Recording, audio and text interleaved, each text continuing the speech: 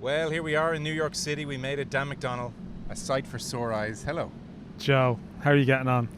Good to see you. It is good to see you. Yeah, it's good that you've made it here. Relatively ailment-free, you know. That would have been my suggestion last week. We're just going to spend your whole time here complaining about being jet-lagged, which was a possibility.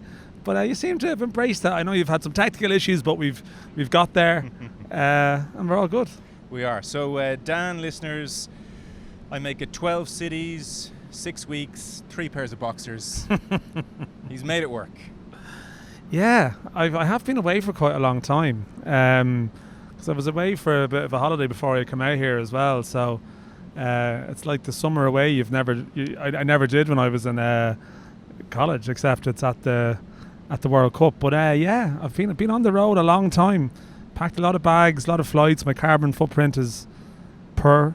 But look, it is, it's an absolute privilege to do it, genuinely. I'm always conscious with this thing of while the World Cup is definitely hard work because it's a relentless thing, I think even particularly this particular World Cup, it's just so, there is like a glamorous edge to the whole thing when you list the cities that you've been to. As we sit here on the, the 50th floor of, we're on 21st floor of West 50th Street in New York City. Well, so point out to the listeners, me and you have been talking about football for a little while now. Yeah. A couple of years, we're getting on. I would say the best spot. Yeah, Not I think bad. so. I think. We've done some interesting podcasts in various places, but I'd say this is probably up there. So, have you enjoyed the whole thing? Has it been good? Yeah, I have. Yeah, and I think I said it to you before coming out. I probably was a little bit apprehensive. I used to come to America a lot. Yeah, I should say Dan and I have been for brunch. Yeah. We're going to call back to certain points. So, Dan was saying he first came here in 2007 and was here maybe 11, 12 years every year running. Pretty much, yeah. Well, Ireland used to play here a lot too. Like my first time here was he was on a stag here in the good old days. I did in the Celtic Tiger. Sorry, post-Celtic Tiger. Yeah. He was on a stag, so I did a weekend here when because other people on the stag couldn't get home for the wedding because they were here illegally or whatever. So yeah. But yeah, no, I was here. Like Ireland played here a lot, probably in the late 2000s into the 2010s. The people refer to the 10s as an era now. We have the noughties, we have the 2010s. Like Ireland played here a lot. But I would have, pre-kids, we would have come here a bit and all sort of pre-COVID as well. And probably, and I think it's the conversations that we all had, but a lot of people had coming up to the World Cup. There was that degree of apprehension of, America. And I know that you met some people for your Dublin Kerry bit who would say maybe that New York has changed a bit since COVID, or maybe the atmosphere is different. And I guess I probably had that sense of apprehension of, God, I wonder what it's going to be like. What's America like now? As though you can sort of apply this broad brush stroke to America, which I realised within 2 or 3 days is the stupidest thing you could actually ever say or do or presume. And I know Conor McKeown's been here a bit for the golf, and he had said that to me. He was like, you just kind of got over there and realised that no one cares about a lot of the things, or you're not going to meet people who really care about a lot of the things that you might think are the burning issues. It's a big old country, everyone has their own thing going on. But I have to say, it's reminded me why I love the country so much. It has been terrific, notwithstanding all the stuff that you obviously know is happening, but it's not in your everyday eye line as you go around the place. Yeah. Well, as we sit here on a rooftop bar, I do want to get your thoughts on America at large. That's really interesting. So, 12 cities, 6 weeks. It's a decent sample size. I've been here 2 days. I wouldn't dare claim to have any insight into what's going on here, really, beyond the arrogance we all have watching from a couch and looking on social media. But first, I want to talk to you about the football. We can so easily gloss over the football, which is the thing. It's why we're here. The Athletic just, we're in the days now where, God, there isn't a match every day. You got to come up with content. So right above their piece about the complexities of unfurling the flags on the pitch, which is a real day 44. Hey, no one's going to slag this here. No one's going to slag the rest day content. So, no, it's true. They had the 100 matches of the World Cup ranked so far. Don't worry. Just the top 5 I'm going to give you. What they made were the top 5 matches. Yeah, okay. Go for it. Just to jog memories, because we're all kind of, God, there's been a lot to digest. Number 1, the greatest match of the World Cup 2026 thus far. Argentina 3, Cape Verde 2. Oh, I'm glad to say I was at that one. That's interesting now, because the one thing I'd say about this World Cup is because you're doing a lot of travel, and particularly I think I've done a lot of travel, you actually miss a lot of games. That is the one thing that you as much as the access here is very good, and a lot of hotels you stay in have the channels that you can watch it, which would have been a problem, say, in Russia and stuff, seeing other matches. I mean, that felt amazing, but obviously you are conscious of, is that my own bias reflecting that because you're at it? I did wonder where Argentina, Egypt would have figured in that list, because that seemed to be pretty epic as well too. Well, we'll come to that. Keep going, okay. Number 2, they said the second best match of this entire tournament, incorrectly, I should add. I mean, this is their list, not mine. Belgium 3, Senegal 2. Now, here's my argument against that. Okay. It can't be a great match if the first 85 minutes are dull and lifeless. Yeah. Okay, the best finale of the. I mean, is it even the best finale? But finale, yes. I don't know if it's the best game. Like by half time, it was a bit of a. Oof. Yeah, I mean, Argentina, Cape Verde didn't bang for 45 minutes either. It was when Cape Verde equalised that went to another level. So the first half was it was compelling, but it wasn't, say, classic stuff. But then it was just so good thereafter. It was based on 75 minutes of everything, but also a lot of the stories of the competition wrapped inside. But I'd be shocked now. Would Belgium, Senegal be in my top 5? Not sure. Not sure either. Number 3, I did not see a time difference. If travelling was your enemy to see all the games, obviously for us, the majority of us, time difference was the issue. But Netherlands won, Morocco won, going to penalties. There's the Verbruggen's save. It hits him, goes back in off him. 4 of the next 7 are missed. So a hell of a penalty shootout. I don't know if the game was all that. I was at that one. I sent you voice notes from that. That was our first ever voice note experiment. I'm glad to know I made such a big impact on you, Joe, that you've forgotten I was at it. I think it's important for you to know that mainly when I'm in studio and looking down the camera, I'm just thinking about what I'm having for dinner tonight. Yeah, I know. Well, I know you're doodling. I mean, I am aware of that. You were definitely drawing something while I was giving you my review of this game. It brings back a memory. I don't remember you saying, my God, this was the checks notes. This was probably the 3rd best match of the tournament. Yeah. I think I said it was good, but the problem was that the match itself was quite interesting, but I think I struggled to summarise it because the penalty shootout was so overbearing. Yeah. Like the penalty shootout had all the drama in it. This was Ronald Koeman looking away, unable to relate. Horrified. It's like, who are these people? Who are these staff that have cleaned my room wrong? He had that look. He was visibly distancing himself from the squad as every penalty got worse. What have you made? The stuttered penalties has been. Yeah, not been great. Did you see the Justin Kluivert one as well? That he missed it in a very similar style to his dad. Yeah. It's like a genetic penalty defect. But. Yeah. That was a good game. That was a good standard of game, I would say. Okay. That it wasn't necessarily thrills and spills, but it was Morocco are a good quality side, and the Dutch, I wouldn't say they were thrilling in this competition, but in that game, they were second best, but they still had their moments of quality. Again, I'm happy that I was at 2 of the first 3 games. I would have thought other games. I don't know what's coming next. I'm guessing Mexico England is in there. Yeah. That's probably in there. But what have we got? Okay, I'm just going to go 4 and 5 because we'll be here all day. Number 4, and I would have 4 and 5 above Belgium, Senegal, Netherlands, Morocco. Number 4, Mexico City, Mexico 2, England 3. Yeah, what a game! An epic. I sort of think in a just for that visceral aspect of the occasion, I think that's number 1, and it was just so incident strewn as well. Yeah, I was at their number 1, but I remember thinking after going, God, I think it might have just been surpassed by that game. It just probably didn't have the romance of the Cape Verde one. Was just the fact that the underdog were going for it. They weren't backs behind the wall. There was something special about that, and that they lost while attacking. You know what I mean? So I do get that. Well, listen, romance is important as we sit here in a rooftop bar. We'll have 2 more. Thank you. I hear you. Number 5. This would be my number 2. If Mexico England is my number 1, I didn't see Argentina Cape Verde, which is criminal. I missed it. It's upsetting. That's poor. We all miss games we don't want to miss. Yeah, that's true. That is true. I didn't want to miss it. Yeah. Number 5 is Argentina 3, Egypt 2, which was the controversy. Oh, you hate to see it. You love to see it. It's good. The controversy, Messi, the equaliser, so impactful. It was iconic.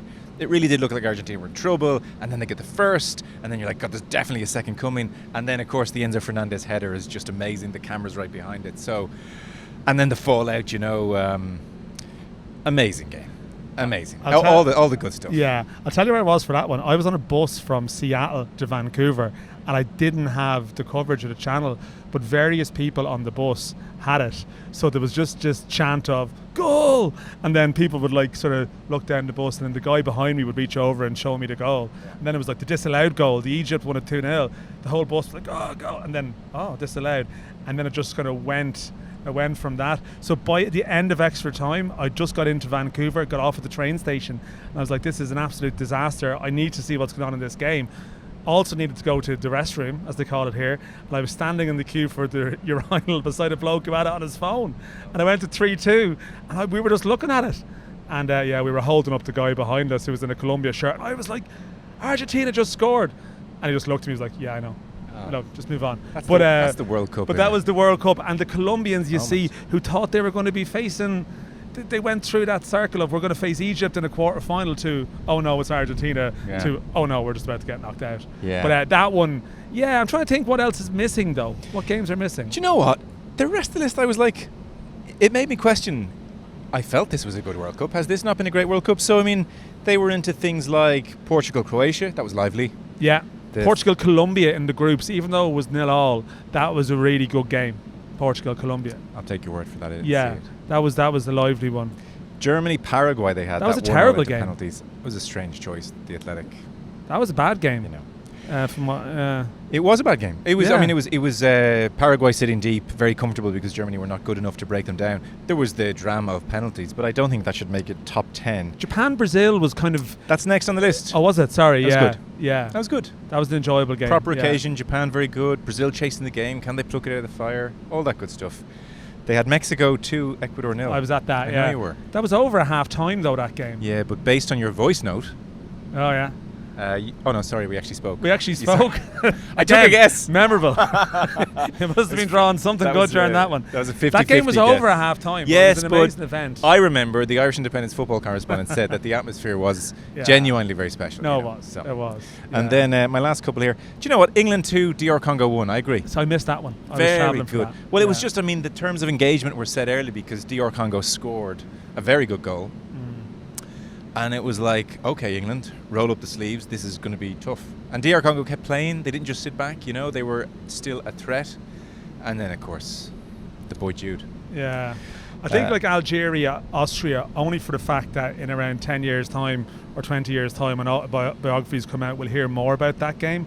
The absolute bizarreness of a game that finishes 3-3, but the crowd are booing during the second half because they're convinced that there's something suspicious going on here because they both need a draw to go through, so it's 2-2. Oh yeah. And then Algeria go 3-2 up, Mahrez scores, and the look of almost horror on the faces of the players around them and on the bench because they're now facing Spain. And wouldn't you believe it, and maybe they just switched off defensively, Austria make it 3-3 from the kick-off to go through. They both got knocked out, but I think that was an extraordinary game. But one maybe in the passing of time we'll hear about how extraordinary that was. It was kind of in the top 20 and I breezed by. Oh, was it? No, there was a story in that game for sure. Okay. Yeah. They have Brazil-Norway down. I'll take that. Brazil-Norway, I think that's a fair enough inclusion. And on it goes. Like, for instance, the team most of us have enjoyed watching the most, certainly I have, you can't really put France 3, Sweden 0 in the top 20.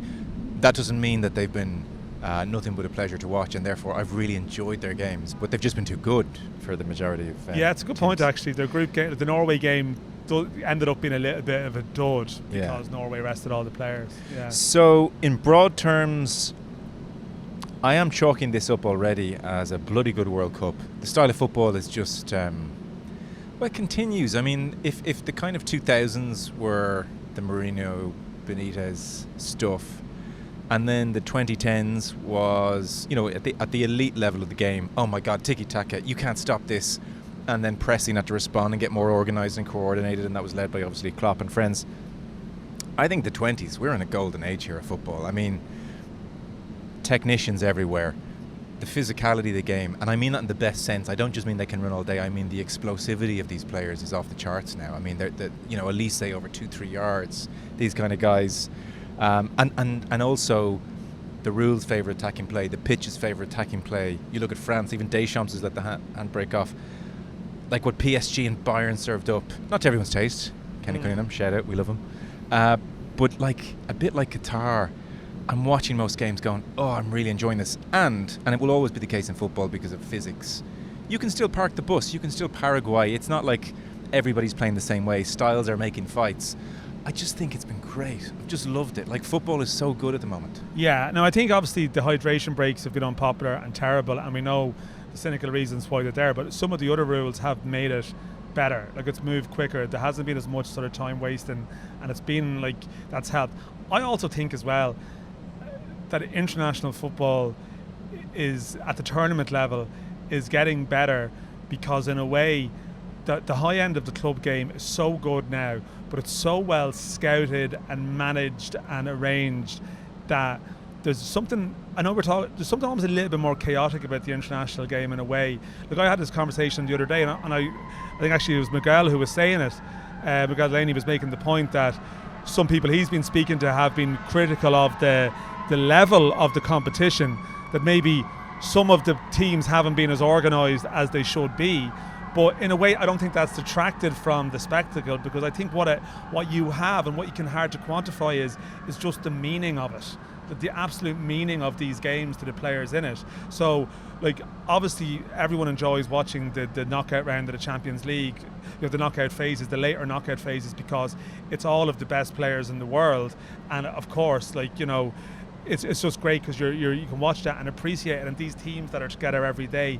But to me, there's just a magic about the international game where there's only so much you can do with what you have, and then you will have, Messi on one side with players from a completely different level, and you have that challenge of putting it together. And there remains, for all that is wrong with the game, there remains an authenticity about that that is just hard to just quantify.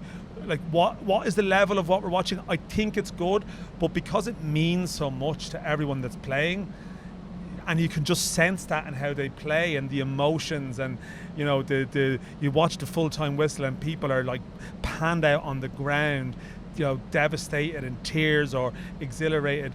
It brings them to a place every 2 years or every 4 years that they just don't get brought to in their club game. As much as they are disappointed when they lose and sad when they lose, and of course this is on another level. Totally and that's agree.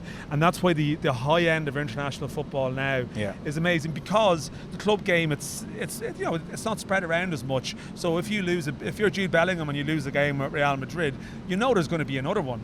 There may never be a World Cup story like this for him again, as good as he is. So, like, that is... I totally agree. There's a purity to the thing, actually, which you actually can't chisel away from. It's you doing it for your country, for your people. It just takes them to a whole other emotional pitch, and that does infuse the football. Like, everything's so tense and big, and as you said, once-in-a-lifetime opportunities. Yeah. Speaking of Bellingham, and a lot of people have made the point, like, I think you did, actually. Sorry.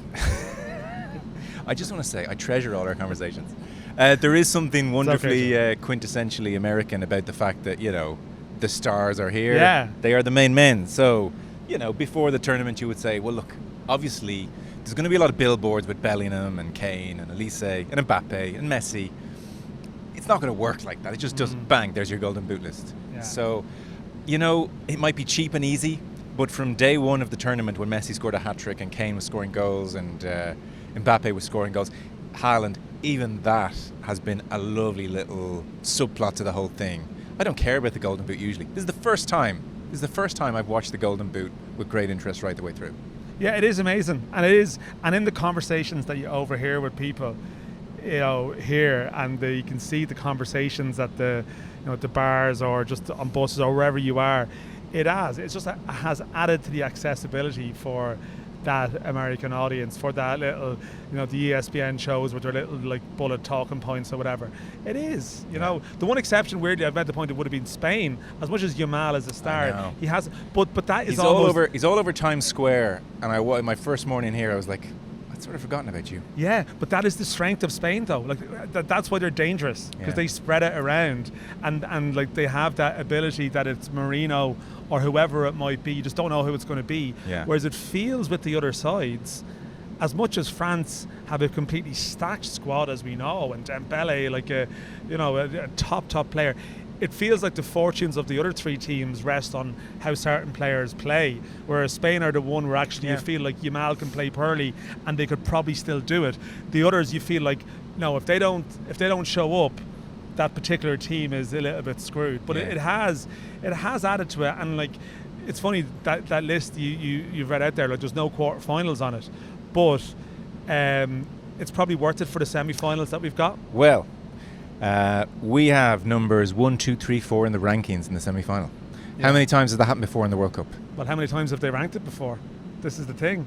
They've done this seeding for the first time, and it's happened. But I don't know in terms of the history of it, but never. They actually have kept them apart. Well, deliberately they've kept 1 and 2 apart, but we've never had the 4 top seeds at the World Cup in the semi-finals.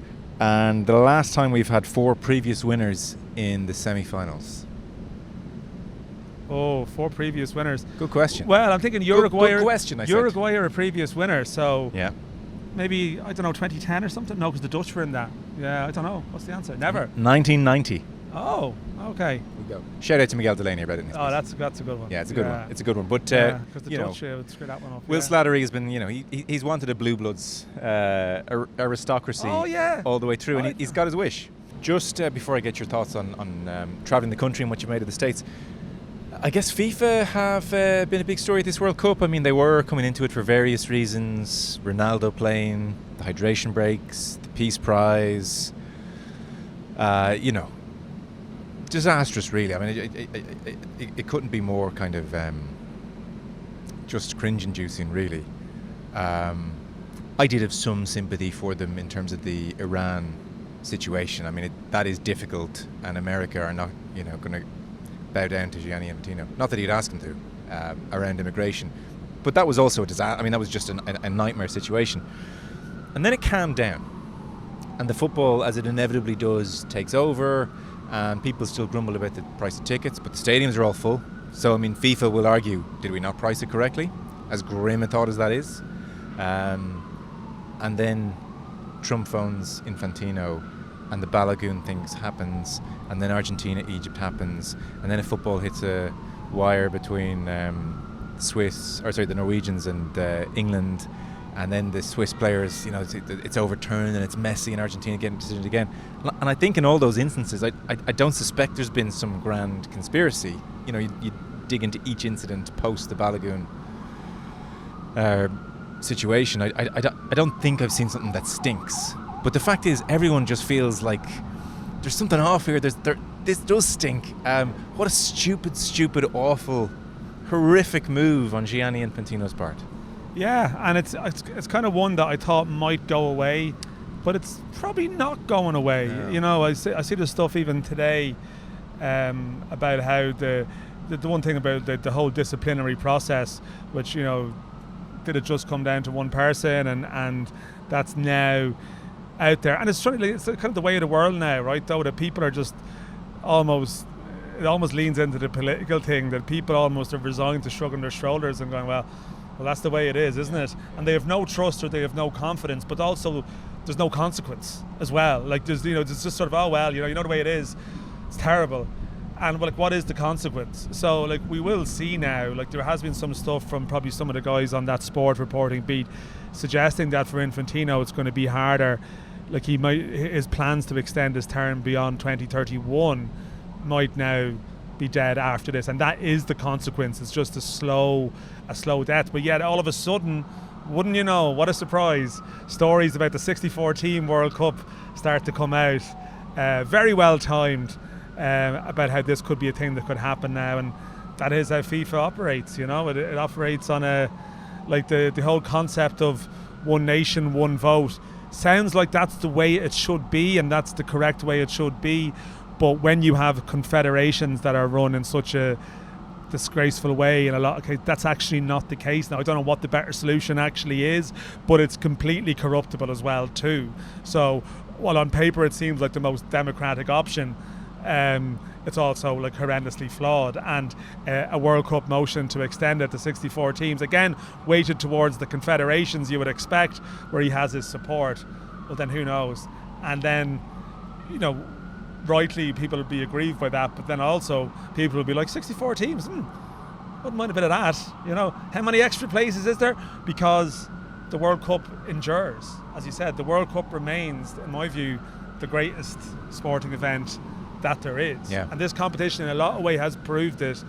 And without meaning to be sort of saccharine about it and schmaltzy or whatever, like there is a unifying aspect to it that it does endure. And this competition has been actually probably a great representation of that. Despite all the really unsavoury stuff that happened, despite all the people that haven't been allowed into the country that should be here, yet in some ways it's been the most natural, traditional World Cup in the sense of actually being a coming together of people and, under the umbrella of football, and it has also ticked those boxes, which is where part of the mixed feelings about the whole event almost comes to. I know. It's gone very well for them. Ugh. Yeah. They don't deserve it to go well for them. So final topic then is the experience here, America at large, the fan experience, what you've made of the stadia, the food, the beer, the portion sizes, the people. Now I know you live obviously an air-conditioned gilded life, and you get in your shuttle bus from your hotel and you go to the stadium and you try and stay away from people. But not technically true in this not technically true, as we sit here on our rooftop, which is deserted. What have you made of the American people that you've come across?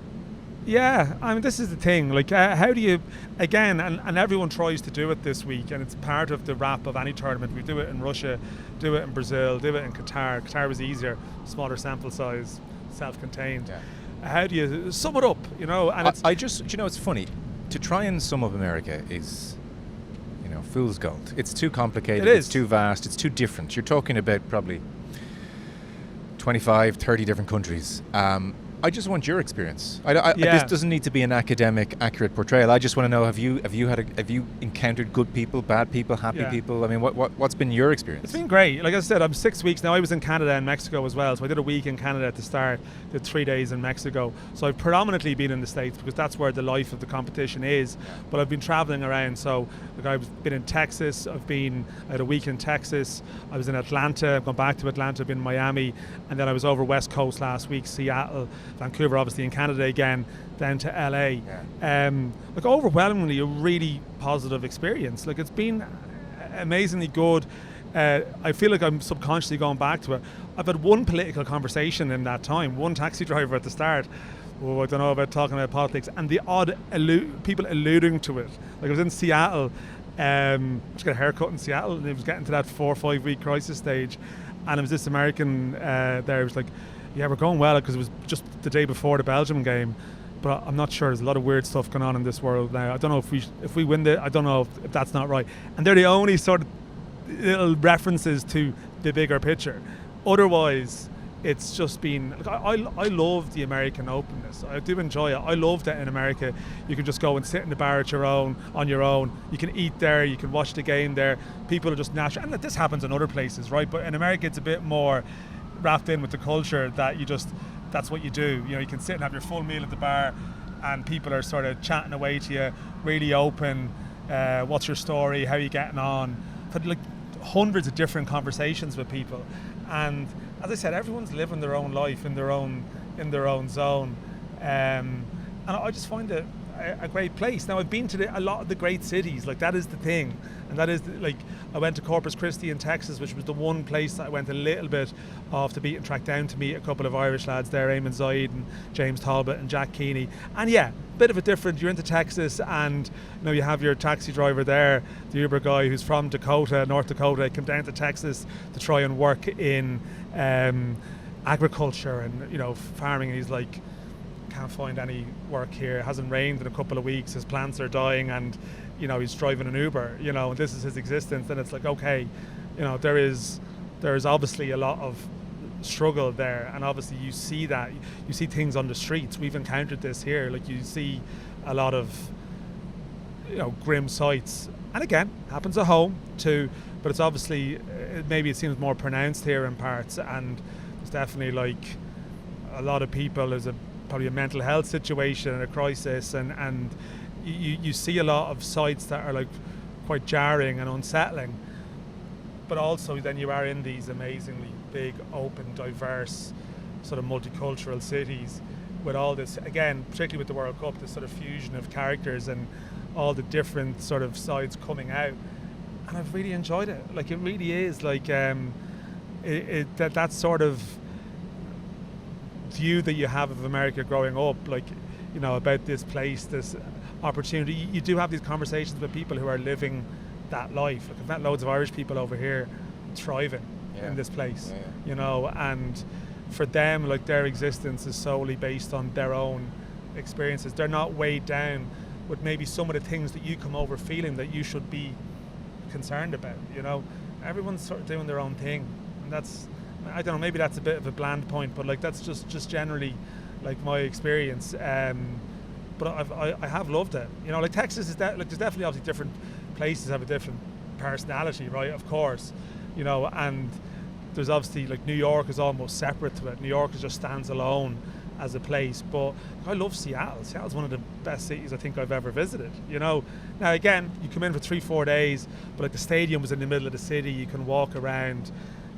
Some of the other venues, like Boston and Miami, you have this thing where you have this big stadium, you know, an hour out of town. Everyone seems to drive to it. There's no public transport network, and people spend their whole life in traffic going in and out to it. And that doesn't seem like the most, like, joyous sporting existence, but otherwise it's been good. Best stadium? Best stadium, yeah, I the two semi-final stadiums are excellent, Dallas and Atlanta. Again, and these are NFL stadiums, like, primarily. Well, actually, the Atlanta one is Atlanta FC play there, the MLS team. Dallas is the Dallas Cowboys Stadium in Arlington, and that is stunning. The LA, like, the SoFi Stadium is amazing, but almost, it's so futuristic. It's almost sort of you're not ready. Surreal. And also, see, I was at a Spain-Belgium game there, and the thing is, like, Spain, Belgium, France, like, these countries don't bring big fan bases at all to tournaments. They're very flat, their games. I would like to see an Argentina-England game in the SoFi, and then maybe it's a completely different animal. But it's almost like, I mean, this is ostentatious, it's over the top. But Dallas is very good. I think it is a little bit, they're all lavish venues with a massive big screen hanging out over it, but it just has a bit of an atmosphere about it. So yeah, like, I mean, the best stadium I was in was the Azteca, like, obviously, but I mean, I feel like we're in an American sort of zone here. I mean, the Azteca is just, that is an experience, and I've spoken about it before. Like, that is just like a cathedral of football, and the history is, like, dripping from it. But yeah, no, the Seattle one was fine, but I think the two semi-final ones probably should have the final. The thing is, the final, as people will know, it's in New York for political reasons. You know, Trump and co got involved. If you were to pick a stadium, it wouldn't be in the top, probably the top 5. Yeah. Okay. So I think it's 2 thumbs up. We're going to catch up later in the week after the semi-finals and record a podcast maybe for Friday into the weekend, which people can listen to. We'll see if who beats who. Who beats who in the final? If France beats... Will we have France-Argentina again? Will we have France-Argentina again? I don't know. Yeah, I sort of think England. You think England? Just think Argentina looks so vulnerable. The only thing, I mean, Argentina have been so on the ropes. I'm starting to think, God, there's not destiny at play here again, is there? But there's a bit, I can see why you can have that argument with England too. Like, they've been a little bit on the ropes as well. And like, you would have thought, like, Mexico would take its toll, and you would think Norway takes its toll. Yeah. I think they're both on a very similar run. But I think everybody agrees with you. Winner tonight is probably the winner on Sunday, or certainly the overwhelming favourites. They have to. So let's wrap this up. We're on a rooftop. We're gonna. You didn't bring me to a Broadway show. I looked up Death of a Salesman, and the tickets were $500. Yeah. Now I don't know if you want to pay $500 to go. It's at 7:00. We can go. I just think, like, it's probably a bit much. I feel like you'd be going just to say you went as much as anything, as opposed to actually wanting to go. I mean, I would love to go, but I can't. I'm not paying $500. The one thing I would say is, and one striking thing at a competition, and maybe I've made this point before, is how much money people are spending going to the games. God, yeah. As much as I talk about the openness of the States and talking to people, I will admit that as the competition has gone on, I've stopped I've stopped telling people what my profession is wherever possible, because you don't want them to know. It's polite small talk, and it's very, oh, you going to the game? Yeah. You know, how much does your ticket cost? And you're sort of like, well, I'm actually working at the game. And now you just have to sort of bluff it, because the money that people are spending, like the guilt is strong when you hear that. This is that's why I said to you before about, like, there's a bucket list thing. The World Cup to me is top because it's such a sought after ticket, and I feel like just never take it for granted that you get to go to it and get to experience it, because people are spending their life savings on this stuff. So they don't complain about the bad traffic, or don't complain about, oh my God, look at the price of this meal in the media centre. No one cares, no one cares, because you have this sort of golden ticket where normal people being priced out. But even speaking to Keith Costigan in LA last week, an Irish guy over here, and like he's met his life here and loves the States and loves working here, but he was even making the point that how few kids are probably able to go to these games. Of course, you can't spend $2,000 on a kid to go. That inspiring thing. Yeah. Like, although to be fair, well, the camera picks them out, I guess. They probably are. You see your fair share of kids there. Lamine Yamal's brother, and other people like that. The top 1 or 2%. It's still a lot of people. It's enough to fill the stadiums and bring their kids. But that is New York, whatever about the States at large. In a nutshell, as we walk down the various streets, we are seeing inequality on steroids. Yeah. I mean, the gap is just ever widening. That's kind of your overwhelming sense here. I mean, everything's just so expensive. It's wild. I mean, I don't know how people are kind of living in Manhattan. Well, I guess they're not in the main, but just existing. Yeah. It's crazy. So the World Cup has plugged into that, like America money. No, it has. I'm not paying $500 for Death of a Salesman. I bought you breakfast this morning. That cleaned me out. I get you a drink. As far as you go. I get you a drink. Yeah, I will say you did suggest we could go on a bus tour. Yeah. And I said, Joe, I'm not going on the bus tour. And Why not? Your response was, to be clear, it would be with Joe Malloy. That's what you said. Yeah. I make it fun. Yeah, we do not need to go on the red top bus tour. Well, sorry, it's my logic is, 1, you get that wind in your hair in this heat. Yeah. Okay, here's why the bus tours. 2, you haven't been here since how long? 2018. I haven't been here since 2018 either. I'd like a quick whiz around to see what's changed, and it's the best way to do it. What are you going to do? Get the subway around? I mean, you just go to places. What's the quickest way? The bus tour is going to bring you to the Statue of Liberty. Like, you don't need to see that. You're not going on a bus tour that's like a social study of New York since 2018. If you get on that bus tour, that'd be fine. You're just going to end up going to places that you've already been to. This is an argument we should have off air. Sorry, with Joe Malloy, obviously. But the bus will... Manhattan's a small place, geographically speaking. Yeah. So it's going to weave its way in and around the city. I mean, there's only so many roads, Dan. It can't avoid the bulk of the city. So I think we should go and get a couple of cans of Fanta, and we should sit back, and we should let the bus take us on a sunset tour. I did get some Fanta. I did pick up some Fanta. We should let the bus take us on a sunset tour of Manhattan, and I promise you, I won't laud it over with you after 20 minutes when you say, do you know what, this is actually, I mean, maybe it's not actually that bad, is what you're going to say, because it's a great way to see the city. Okay, yeah, we're not going to do that, but for the sake of content, let's pretend that we will. We are going to hop on and hop off. That's what we're going to do this evening. Otherwise, it's Death of a Salesman, and we can't afford that. So we're signing off. Dan, good man, only a few more days to go. Good catching up. As ever, our football show coverage with thanks to Sky. Over and out.